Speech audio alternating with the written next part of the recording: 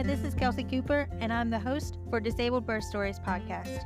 I hope those in the disabled community can enjoy these stories of bringing beautiful babies into the world and the journey along the way. I hope this podcast helps you feel seen, heard, empowered, and capable, no matter your journey to being a parent. I hope those who are able-bodied would listen to empathize with and support their disabled family member, friend, acquaintance, or random stranger. Thank you for listening, and feel free to email me if you have any questions or would like to be featured on the podcast at disabledbirthstories@gmail.com. Thanks for joining us today. After listening to this episode, please remember to rate and review on Apple Podcasts and Spotify. Please also check the description for our social media links and the link to our merch store. This podcast is for entertainment purposes only and is not intended as medical advice. Please consult your medical providers for all of your healthcare needs. Also, the views and opinions expressed by the guests are not necessarily the views and opinions of the host and vice versa. Going into baby number 2, how far apart? Well, you said they were 10 and 7? Yeah, so they're 3.5 years apart. So she's about to turn 7 and he's going to turn 11. Was it the same idea of birth plan, or you said that your first birth kind of taught you what to do for the second? Yeah, I knew that had my circumstances been different, that I could have had a better birth experience, which would have led to a better postpartum experience, and even potentially a better breastfeeding experience. All of the difficulties that he was experiencing could have gone back to even just having such a difficult birth experience, or, at least some portion of his breastfeeding challenges. So I wanted to make sure that I had as much autonomy as possible, but also that I had a provider who was going to keep me really safe. So I chose to do a home birth, and I interviewed several certified professional midwives, but I really went with somebody. She said something in the interview, and she said, "I'm not a cowboy midwife." She said, "If at any point during the pregnancy or during the delivery, if we decide together that you would be safer and baby would be safer to transfer care, then we will do that." And I felt really good that I had somebody that was going to advocate for me, work with me to make those decisions, but that wasn't afraid to make that decision. Didn't feel like, it was anything that reflected upon her as a midwife if we made that decision. Helped me feel like I could deliver safely, whether that ended up being at home or in another facility. You said you didn't have many complications with this pregnancy as well. What was it like? Yeah, no, it was pretty easy. I even worked out all the way through that pregnancy, which I did not do with the first, but I was a mostly stay-at-home parent. I had a very part-time job. So even though staying at home with your kids is just as hard as being a working parent, they're both equally hard. I had at least a different pace because I only had one kid, and I got to set the tone of our schedule. So I would make sure to prioritize that. It became harder once I had 2 kids because their schedules are so different. But yeah, so pregnancy was really smooth. I chose not to do the glucose test for gestational diabetes, but the great thing was my primary care provider is really amazing, and she just kind of provided me co-care. She knew I was having a home birth. I didn't feel like I had to hide that from her. And so she was able to do things like prescribe a continuous glucose monitor for me so that I could check my blood sugars over a period of weeks at different times of the day instead of doing the glucose test. And so the second pregnancy, I did not have gestational diabetes, and we had a complication towards the very end. I went in on 41.5 for an ultrasound, and I left thinking, oh, great, everything was just fine.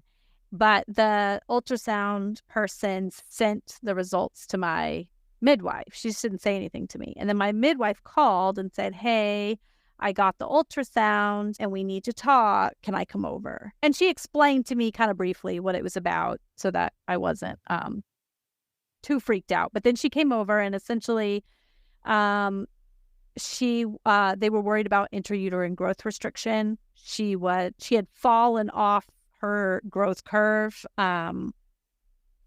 enough for my home birth midwife to be slightly concerned about it. And so she said, I really think that if you haven't had this baby by tomorrow, that we should go to the hospital and do an induction. And I was really sad, but I also knew that that was the right decision. We came to it together. And I knew that if I had an induction at 41 weeks and 6 days, that was going to be a way different experience than having an induction before 40 weeks. So I asked her to do a cervical check, which was the first cervical check of the entire pregnancy. Whereas, when I was in the first pregnancy, they were doing cervical checks towards the end of the pregnancy, like frequently. And so, and I asked her to sweep my membranes just to see if that would help get things going.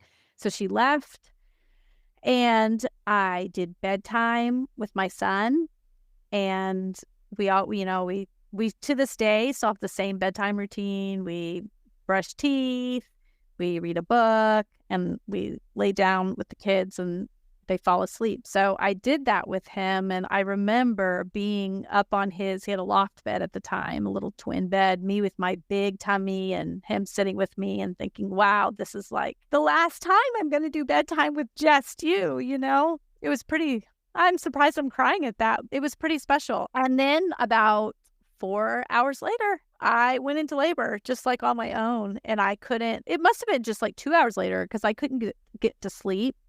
And I let my husband sleep for maybe like 4 or 5 hours. And then I woke him up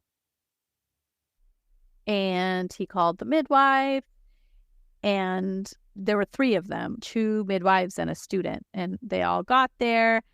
And I remember her saying to me that I probably wasn't very far along because I was too chatty, and I knew I was far along. So I immediately got really silent because I didn't want her to think that, and I was really just coping well because I can't remember the exact amount of time, but they probably got there around 3 a.m. or 4 a.m. And my son woke up at 6 a.m. and he came down and he was playing with a little truck next to me. And then my father-in-law came to pick him up, and maybe about an hour after my son left, I think it must have been 9:30 or so, my daughter was born. And it was on a birthing stool. I had worn my leg the entire time. In fact, for this pregnancy, for that labor, I stood almost the entire time. There was maybe a couple of stretches where I lay down just to rest, but I didn't want the ball. I didn't want to be in the tub.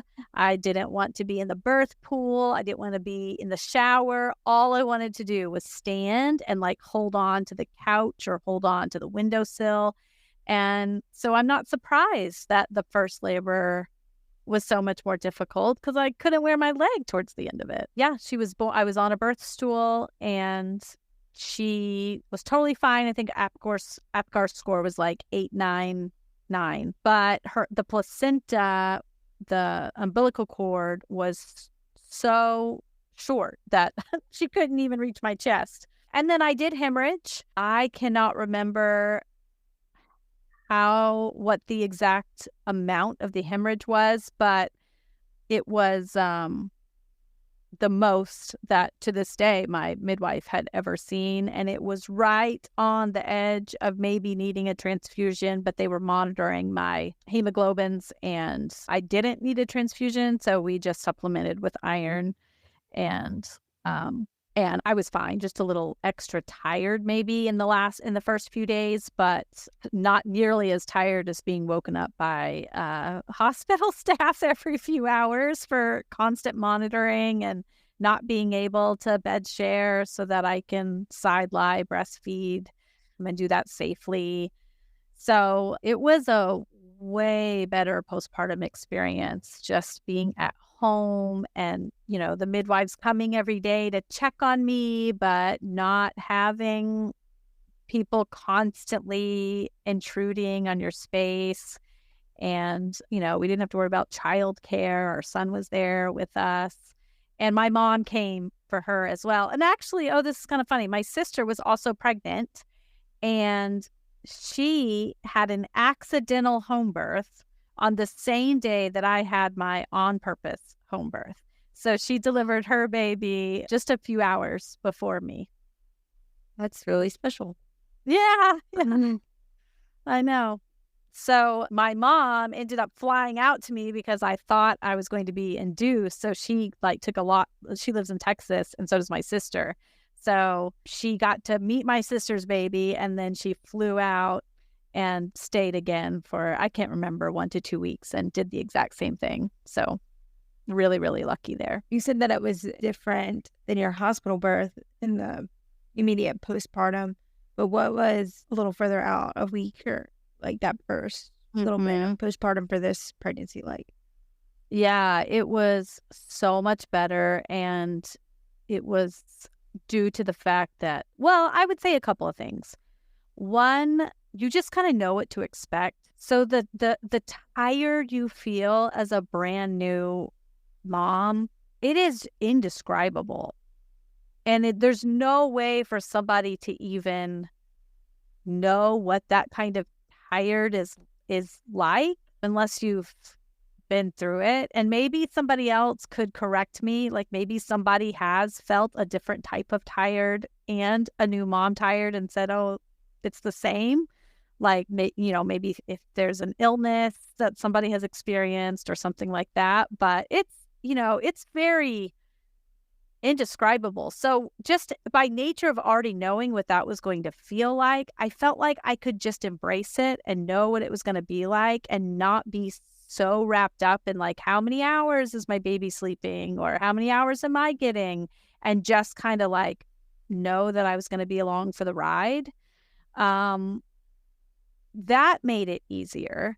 And then also just not having my body completely swollen from all of the saline and being able to wear my leg from the very beginning. So I was already like in the groove even a few weeks out, and I was in better shape, leading into the delivery, and I felt really cared for and supported, and I knew to seek out IBCLC care, and breastfeeding was so much better the second time. One of the reasons I was even scared to have a second child is I knew it would feel just as important to me. And, it doesn't feel that important to everybody. And I never, as an IBCLC, I never expect anybody to make the same choices that I made. For some people, the best decision is to go a different route. But for me, I knew the best decision was to stick it out, but I was afraid I wouldn't be able to do it a second time if it was as difficult as it was, and it would feel really hard to have to give it up. But some initial trying to work it out, some initial tenderness, and I knew that any tenderness needed attention, and so I sought out IBCLC care, private practice really early on. And she also had tongue and lip tie that were released, but overall, so much better. And I was pain-free, and she breastfed for 4.5 years until I was finally like, yeah, we got to stop. I was done. It was a much better postpartum experience in the immediate and for the duration. Was there you mentioned resources for the first, was there anything different you did for the second as far as resources than you mentioned seeking out IBCLC and things like that early on, but was there anything else? No, I will say I did hire a doula for the first pregnancy, which I really recommend, especially if you are going to be in a birthing center or a hospital, just to have another person there to help you understand what your choices are or to help you advocate for asking about your choices, because in the moment it's just so hard to think through those decisions. And I would have gotten a doula the second time as well, but I knew there were going to be 3 midwives there. So I really didn't feel like I needed an extra person.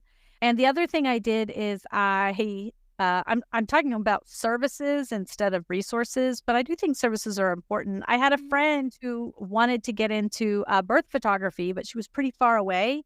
And so she had offered to come photograph my birth. But then I ended up not calling her because I was in birthland and I was confused about whether we were giving birth at home or giving birth at the hospital. And so I didn't know. I just kind of waited too long. And so I'm really sad that I don't have those really good professional photographs from that birth. If you feel like you might be sad if you don't do it, or if you feel like your experience might be impacted, just go for it. And there are registries you can use, like Be Her Village. I don't know if you've seen that registry where, so you can, instead of just having like stuff that people buy you, you can instead set up like a feeding fund so that, maybe you don't know what type of bottles you're going to need right now, but you can wait and buy those once you know what your baby needs. Or maybe you are going to need to buy some formula. So that's going to be there in the feeding fund. Or you can have gift certificates for specific services like doula care, or if your insurance doesn't abide by the law and does not provide out-of-hospital lactation services, then you could have a lactation fund so that if people want to support you in that way at your baby shower, you can get the support you need. And the stuff you can find it on Facebook Marketplace. You can go into Buy Nothing groups and get that stuff. You can go secondhand and get the baby stuff because you only use it for such a short amount of time. Besides some big items like the car seat, right? Like you have to have that. But most other stuff, you really can wait to figure out what you actually are going to use. And having a registry like that helps you to be able to get the support you need, which will put you off on the right start with your postpartum experience. And also still have the funds so that when you need to buy things that do come up for the baby, it will be there. Well, I appreciate you coming on, and we finally made it work. But I know. Where can people find you, and what do you have going on lately? Awesome. Thanks. So people can find me at a few places. I have a private practice and I see people in person here in Massachusetts and Southern New Hampshire and Vermont. But I see people telehealth all over the country. Most of the time I can bill insurance. So reach out, www.quabbin, QUABBIN, birthservices.com. I'm sure that'll be in the show notes. And then I also host a podcast called The Milk Making Minutes.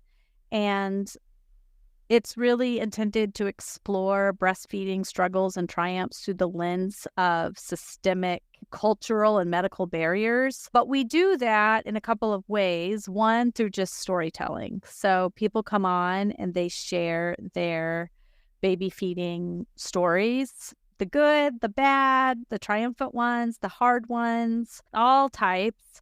And then I also share education related to lactation. So in usually shorter episodes that are just me. And then I also have episodes where I interview various professionals who are related to the postpartum time and or baby feeding in some way. So I've had an IBCLC who is also a sleep consultant on. I've had midwives on talking about how they partner with other providers. Yeah, I've had all sorts of professionals on talking about how we can improve the postpartum experience. That's great. I'll link all that, like you said, in the show notes.